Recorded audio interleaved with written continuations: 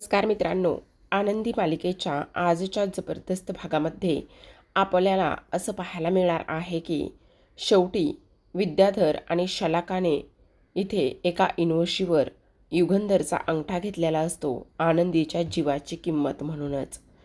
ज्या काही डॉक्टरांनी प्राथमिक उपचार करण्यासाठी हिमोस्टॅटिक पट्टी वापरून रक्त थांबायला लावायला सांगितलेलं असतं, त्याच सर्व पट्ट्या विद्याधर आणि शलाकाने मेडिकल स्टोअरमधून मिळवलेल्या असतात आणि युगंधरला ब्लॅकमेल केलेलं असतं. एवढंच नाही तर जेव्हा युगंधर तिथे पोचतो तेव्हा मात्र पिंट्या म्हणत असतो, मालक साहेब तुम्हाला यायला उशीर झाला आहे, कारण आनंदी मात्र आता या जगात नाही आहे. हे जेव्हा युगंधर ऐकतो तेव्हा आर्ची मात्र युगंधरवर तुटूनच पडलेली असते. हेच आपल्याला या आजच्या एपिसोडमध्ये जाणून घ्यायचं आहे, त्यामुळे हा व्हिडिओ शेवटपर्यंत पहा. तर आता इथे पृथ्वी हा तयार झालेला असतो आनंदीला शोधण्यासाठी आणि त्यानंतर मात्र आर्चीनं सांगितलेलं असतं की आमची दिदी ना तिला उदास वाटलं किंवा ती जर कोणावर रागवली ना तर एका मंदिरामध्ये जाऊन बसते आणि त्यानंतर पृथ्वी म्हणत असतो, ठीक आहे आपण ताबडतोब तिकडे मंदिरामध्ये जाऊयात. असं म्हणून आता तो मंदिराकडे निघत असतो. तर दुसरीकडे मात्र आपल्याला असं पाहायला मिळतं, जेव्हा पिंट्याचा फोन सुरू असतो, पिंट्याला विचारण्यात येत असतं की इथे आनंदीला तू पाहिलंयस का, आनंदी तिकडे आली का. त्यावेळेला मात्र इथे पिंट्याच्या पाठीमागून एक आवाज येत असतो आणि तो आवाज असतो इथे काही माणसांचा. तेव्हा पिंट्याला विचारायला सांगण्यात येतं की काय झालंय विचार म्हणून. तेव्हा पिंट्या तिथे असलेल्या माणसाला विचारतो की काय झालंय. तेव्हा तो माणूस म्हणत असतो, एका आंधळ्या मुलीचा अपघात झाला आहे. एक आंधळी मुलगी रस्ता क्रॉस करत होती आणि त्यावेळेला तिला एका गाडीनं उडवलं आहे. ही गोष्ट आता इकडे जेव्हा त्या माणसाकडून समजते आणि डिरेक्टली इकडे फोनवर असणाऱ्या ह्या सगळ्याजणी ऐकतात, तेव्हा मात्र ह्यांना धक्काच बसतो. आता ताबडतोब इथे आरती विचारत असते, काय झालं आहे इथे पिंट्या ते लोक काय म्हणत होते, काय झालेलं आहे पटकन सांग. तेव्हा लगेच आता इकडे आबा येतात आणि बापू येतात आणि म्हणत असतात, हे बघ पिंट्या, तू आत्ताच्या आत्ता तिथे जा आणि जे काही झालेलं आहे ना ते सगळं काही पहा आणि त्याचबरोबर आम्हाला दाखव. तेव्हा पिंट्या म्हणत असतो, हो तुम्ही काळजी करू नका, मी आत्ताच्या आत्ता तिथे जातो आणि पाहतो नेमकं काय झालेलं आहे. असं म्हणून आता पिंट्याला इथे बापू त्या अपघात झालेल्या मुलीच्या तिथे पाठवतात आणि व्हिडिओ कॉल करायला सांगत असतात. जेव्हा इथे व्हिडिओ कॉल केला जातो त्यावेळेला मात्र इथे आनंदीची जी काही बॉडी आहे ती एका झोपडीमध्ये टाकलेली असते, कारण रक्त खूप जास्त वाहत असतं आणि एवढं रक्त वाहत असताना आता मात्र ह्या सर्व गोष्टी अशा झालेल्या असतात. मग इकडे आरतीला ह्या सगळ्या गोष्टींचा धक्काच बसतो. ती आता इथे विचार करू लागलेली असते की हे सर्व काही काय आहे. मग आता पिंट्या पूर्ण बॉडी दाखवतो आणि बॉडी दाखवल्यानंतर आता इकडे ती आपली आनंदी नसेल असं ही लोक म्हणत असतात आणि त्यानंतर तू प्लीज चेहरा दाखव ना. तेव्हा आता इकडे पिंट्या म्हणत असतो, आरतीताई तुला सांगू का, चेहरा दाखवू नाही शकत आहे, कारण तुला सांगतो हे बघ चेहरा ना खूप जास्त खराब झाला आहे, चेहऱ्याला खूप जास्त लागलेला आहे, त्यामुळे ना कळत नाही की मी तुला चेहरा कसा दाखवू. असं म्हणून आता तरीसुद्धा तो चेहऱ्याच्या जवळ जात असतो आणि चेहरा दाखवण्याचा पूर्ण प्रयत्न करतो, पण चेहरा मात्र काही केल्या नीट दिसत नसतो. आणि त्याचबरोबर इथे आनंदीच्या हातात असलेल्या बांगड्या, तिने नेसलेली साडी, ह्या सगळ्या गोष्टी कुठेतरी जाऊन इथे आता आनंदीशी मॅच होऊ लागलेल्या असतात. तेवढ्यातच पाठीमागून छायाचा आवाज येतो आणि छाया म्हणत असते, आरतीताई आरतीताई तुम्हाला एक गोष्ट सांगू का, जेव्हा इथे आनंदीताई घरातून बाहेर पडल्या होत्या ना त्यावेळेला मात्र त्यांनी हीच असल्याच रंगाची साडी नेसली होती, असं सुद्धा आता इकडे तो बोलू लागलेला ती तिकडून आवाज देत असते. मग आता इकडे हीच साडी आनंदीने नेसली होती असं म्हटल्याबरोबर ह्या मुलींना धक्काच बसतो. पण मग आता तो सर्व बॉडी इथे ह्या मुलींना दाखवण्याचं काम करत असतो, जेणेकरून त्यांच्या लक्षात येईल की नेमकं काय झालेलं आहे. त्याचबरोबर हे सगळं काही ठीक आहे का, मग हे सगळं सत्य नेमकं कसं आहे, काय आहे, ह्या सर्व गोष्टी त्याला जाणून घ्यायच्या होत्या. आणि म्हणूनच तो आता पूर्ण बॉडी जी आहे ती इथे दाखवण्याचं काम करू लागलेला असतो. आता मात्र इथे ही आनंदी कशी असू शकते, आपण हिला कसं ओळखायचं, असा प्रश्न ह्या मुलींना असतो. मग आर्ची म्हणत असते, तिथे जे गाठोडं आहे ना, ते गाठोडं आपल्या दिदीचंच आहे, असं आर्ची जेव्हा म्हणते तेव्हा मात्र ह्या लोकांना धक्काच बसतो. मग पिंट्या म्हणत असतो, थांब, मी काहीतरी करून बघतो, असं म्हणून आता लगेचच इकडे तो ते गाठोडं उघडायला लागतो. गाठोडं उघडल्याबरोबर आता लगेचच इकडे एक मोठी आणि महत्त्वाची गोष्ट सापडलेली असते. आणि ती महत्त्वाची गोष्ट म्हणजे की इथे आता त्या गाठोड्यामधून एक आयडेंटिटी बाहेर निघालेली असते. आणि ती म्हणजेच की इथे आनंदीचं पॅन कार्ड असतं. आणि जेव्हा आनंदीचं ते पॅन कार्ड आधार कार्ड सापडतं त्यावेळेला मात्र इथे पिंट्या म्हणत असतो, बघितलं का, इथे आनंदीचंच ही ओळख आहे. आणि त्याचबरोबर ह्याच्या काही गोष्टी आहेत त्या फक्त आणि फक्त इथे आनंदीच्याच आहेत, असं सुद्धा आता इकडे तो बोलू लागलेला असतो. मग आता हे सगळं काही बोलल्यानंतर इथे आता पिंट्या म्हणत असतो, आनंदी आहे, आनंदीच्या डोक्यातून खूप जास्त रक्तस्राव होऊ लागला आहे. आता मला तर काय करायचं काहीच कळत नाही आहे. आणि तेव्हा धावतच युगंधर बाहेर आलेला असतो. जेव्हा युगंधर येतो त्यावेळेला तो विचारत असतो की काय झालेलं आहे म्हणून. मग आता इकडे ह्या पोरी दाखवत असतात, मालक साहेब बघा ना काय झाले, मालक साहेब बघा ना काय झाले, असं म्हटल्याबरोबर आता आरती म्हणत असते, आनंदीचा अपघात झाला आहे. आणि जो इथे फोटो आणि ह्या सगळ्या गोष्टीवरून ती आपली आनंदीच आहे हे मात्र सत्य इथे समोर आलेलं आहे, असं सुद्धा आता इकडे सांगण्यात आलेलं असतं. मग आता युगंधरने लागलीच डॉक्टरांना कॉल केलेला असतो आणि तुम्ही ताबडतोब तिकडे पोहोचा, असं सुद्धा सांगितलेलं असतं.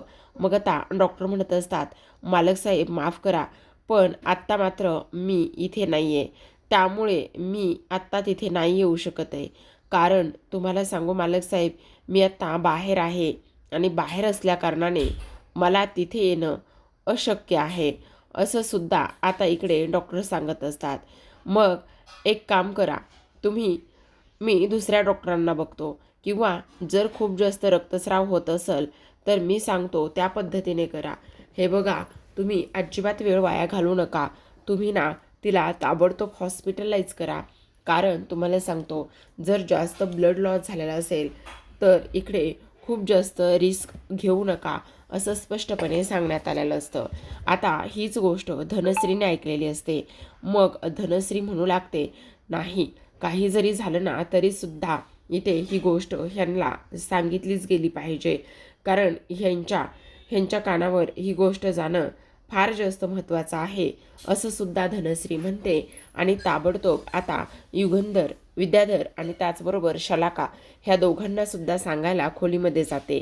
तिथे गेल्याबरोबर, अहो ऐकलत का, खूप मोठा गोंधळ झाला आहे, खूप मोठा एक प्रॉब्लेम झाला आहे. नेमकं त्याच वेळेला आता विद्याधर तिला म्हणत असतो, तुझा चेहरा पाहूनच धने मला समजलं की इथे ना खूप मोठा प्रॉब्लेम झालेला असू शकतो, पण काय झालंय ते मात्र तू सांगत नाही आहेस का मला. तेव्हा आता इकडे धनश्री म्हणत असते, मी आत्ता ना इकडे फोनवरचं बोलणं ऐकलं, तुम्हाला सांगू का, मी आत्ता असं ऐकलेलं आहे की इकडे जी काही आनंदी आहे ना त्या आनंदीचा मात्र इकडे खूप मोठा अपघात झाला आहे. तेव्हा विद्याधर म्हणत असतो, अगे काय बोलायलीस तू, आनंदीचा आणि अपघात? हो, आत्ता जे मी काही ऐकून आले आहे ना ते सगळं खरं आहे. आनंदीचा अपघात झाला आहे आणि आनंदीला इथे सुभाष रोडवरती एका झोपडीमध्ये ठेवला आहे. तिचा खूप जास्त ब्लड लॉस झाला आहे. आत्ता मी पाहिलं ना, युगंधर भाऊजी, आर्ची आणि आरती हे सगळेजण तिकडेच गेले आहेत. तेव्हा मात्र विद्याधर म्हणत असतो, खरं सांगायलीस ना तू, यात खोटं नाही ना काही, आणि त्याचबरोबर हेच तू ऐकलंयस ना, तेव्हा धनश्री म्हणत असते, हो हेच सगळं काही मी ऐकलेलं आहे. मग आता इकडे ही शलाका म्हणत असते, नाही नाही नाही नाही, आनंदीला काही जरी झालं तरीसुद्धा हे खूप जास्त धोक्याचे, आनंदीला काहीच होता कामा नये. मग विद्याधर म्हणत असतो, अगे तुला त्या आनंदीची एवढी काय पडलेली आहे, आनंदीचं आणि तुझं एवढं काय आहे, होऊ दे ना जे काही व्हायचं आहे ते.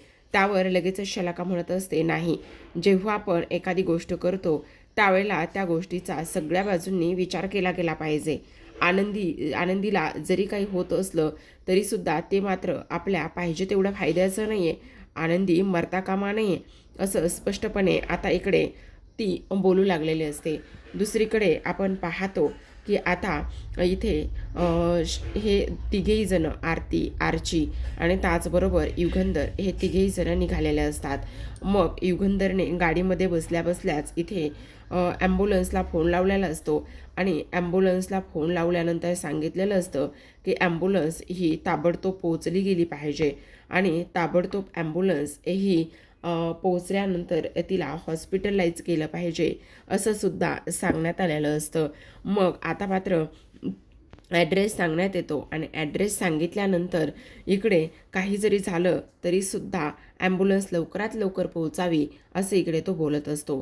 तेव्हा आता लगेच हा युगंधर आरतीला म्हणत असतो, आरती त्या पिंट्याला कॉल कर एकदा आणि ॲम्ब्युलन्स पोहोचली का ते विचार, असं म्हणून आता लगेचच इकडे आरती जी आहे ती पिंट्याला कॉल करते आणि पिंट्याला विचारत असते की ॲम्ब्युलन्स पोहोचली का. तेव्हा मात्र पिंट्या म्हणत असतो, नाही अजून ॲम्ब्युलन्स पोहोचली नाही आहे. तेव्हा आरती म्हणत असते, अशी कशी ॲम्ब्युलन्स आणखी पोहोचली नाही आहे. मग आता मात्र इकडे लगेचच हा युगंधर ॲम्ब्युलन्सवाल्याला फोन करतो आणि विचारू लागतो की ॲम्ब्युलन्स तुमची आणखी कशी पोहोचली नाही. त्यावर तिकडून ॲम्ब्युलन्सवाल्यांचा आवाज येतो. ते म्हणत असतात, मालक साहेब माफ करा, पण आत्ता ना ॲम्ब्युलन्स नाही पोहोचू शकत, कारण ना आमच्या ॲम्ब्युलन्सला खूप मोठा प्रॉब्लेम झाला आहे, असं इकडे तो बोलत असतो. मग आता इकडे शेवटी युगंधरने पुन्हा डॉक्टरांना कॉल केलेला असतो आणि पुन्हा एकदा डॉक्टरांना कॉल केल्यानंतर आता युगंधर म्हणत असतो, डॉक्टर साहेब ॲम्ब्युलन्स पोहोचायला थोडासा लेट होतोय, आनंदीच्या जीवाला काही होणार तर नाही आहे ना. तेव्हा डॉक्टर म्हणत असतात, हे बघा मालक साहेब, आनंदीच्या जीवाला धोका होऊ शकतो, जर कंटिन्यू रक्तस्राव होत राहिला तर प्रॉब्लेम होऊ शकतो. हे बघा काहीतरी करा आणि तुम्हाला मी एका मेडिकलचं लोकेशन पाठवतो, तिथून ना एक पट्टी घ्या, हिमोस्टॅटिक नावाची पट्टी आहे, ती पट्टी घ्या आणि आनंदीच्या डोक्याला ती पट्टी लावा, जेणेकरून ना इकडे तिचं जे काही ब्लड लॉस होतं आहे ना ते ब्लड लॉस होण्याचं नक्कीच थांबेल, असं सुद्धा आता इकडे ते बोलत असतात. आणि हे सगळं काही बोलल्यानंतर आता युगंधर म्हणत असतो, तुम्ही जे काही मेडिकलचं सांगताय ना ते मेडिकल आम्हाला जातानीच इथे रस्त्यावरच आहे, आम्ही ताबडतोब ती पट्टी घेतो आणि त्यानंतर आनंदीच्या डोक्याला लावतो, जेणेकरून आनंदीचं आता इकडे थोडासा तरी ब्लड लॉस होण्याचा थांबेल. तर लागलीच आता ही खबर शलाकापर्यंत पोहोचत असते. तिच्या माणसाने सांगितलेलं असतं की आत्ताच इथे एका डॉक्टरांनी युगंधर निंबाळकरांना फोन करून सांगितलेलं आहे आणि मेडिकलमधून ती पट्टी घ्यायला सांगितलं आहे. जर ती पट्टी घेतली तर आनंदीचं ब्लड लॉस थांबेल आणि त्यानंतर आनंदीचा जीव वाचेल, असं सांगण्यात आलेलं असतं. मग आता शलाका म्हणत असते, ठीक आहे, आत्ता तू ही खबर दिलीस ना, आता बघ मी काय करते ते, मी जे सांगते ना ते पटकन करायचं आणि रिकामं व्हायचं, समजलं. आता शलाकाने तिचं जे काही काम आहे ना ते काम इथे त्या माणसाला सांगितलेलं असतं. मग आता मात्र हे सगळं करून तुला काय भेटणार आहे शलाका. तेव्हा शलाका म्हणत असते, काय भेटणार आहे, आता तू बघच, मला त्या युगंधर निंबाळकरला कसं वटणीवर आणायचं आहे आणि त्याला कशी अक्कल घडून आणायची तू एकदा बघच, असं स्पष्टपणे आता इथे ती बोलत असते. मग आता हे सगळं काही बोलल्यानंतर इथे ती म्हणत असते, आता आनंदीचा जीव त्याच्यासाठी जरी महत्त्वाचा असला ना तरीसुद्धा एक गोष्ट मात्र नक्की आहे की आनंदीच्या ह्या सगळ्या गोष्टीबद्दल आपल्यालाच काहीतरी करावं लागणार आहे, असं सुद्धा आता इथे ती बोलत असते.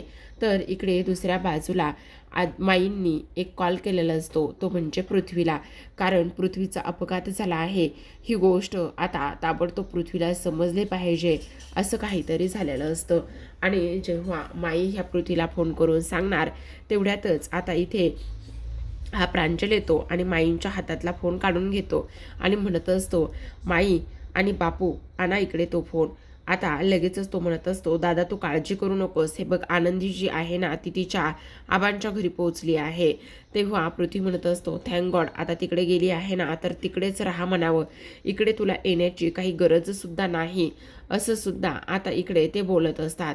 मग हे सगळं काही बोलल्यानंतर आता मात्र इथे आपण पाहतो की जेव्हा बरं झालं आता ना तिकडेच राहा म्हणा, तुला ना इकडे येण्याची काही गरज नाही आहे, असं पृथ्वी बोलू लागलेला असतो. मग आता हे सगळं काही पृथ्वी बोलल्यानंतर आता मात्र इकडे माईला आणि बापूला प्रश्न पडतो की ह्या प्रांजलनी असं का बरं बोललं असेल आणि प्रांजलनी ह्या सगळ्या गोष्टी का बरं सांगितल्या असतील, हे मात्र त्यांना समजत नसतं. त्याचसोबत इथे मात्र हे सगळं काही झाल्यानंतर आता माई त्याला विचारतात की हे सगळं काही असं तू का केलेलं आहेस, ह्या सगळ्या गोष्टी बोल ना. असं बोलल्याबरोबर आता मात्र इकडे शिल्पा येते आणि शिल्पा म्हणत असते, हे सगळं मी करायला सांगितलेलं आहे, समजलं, ह्या सगळ्या गोष्टी माझ्या सांगण्यावरून केल्या आहेत, हे मात्र तेवढंच लक्षात ठेवायचं, असं सुद्धा आता इकडे ते बोलत असतात. मग आता हे सगळं काही बोलल्यानंतर आपण पाहतो की इथे आता माई म्हणत असतात, काय गं शिल्पा, अगं एक स्त्री आहेस ना, अगं त्या पृथ्वीची आत्या आहेस ना, तरीसुद्धा अशा पद्धतीने वागतेस, हे सगळं काही वागताना तुला काहीच कसं वाटत नाही आहे गं, का अशी वागतेस. तेव्हा शिल्पा म्हणत असते, हो आत्या आहे म्हणूनच मला माझ्या मुलांची काळजी आहे, तुम्हाला नसेल त्यांची काळजी, पण मला मात्र त्यांची पुष्कळ काळजी आहे, समजलं.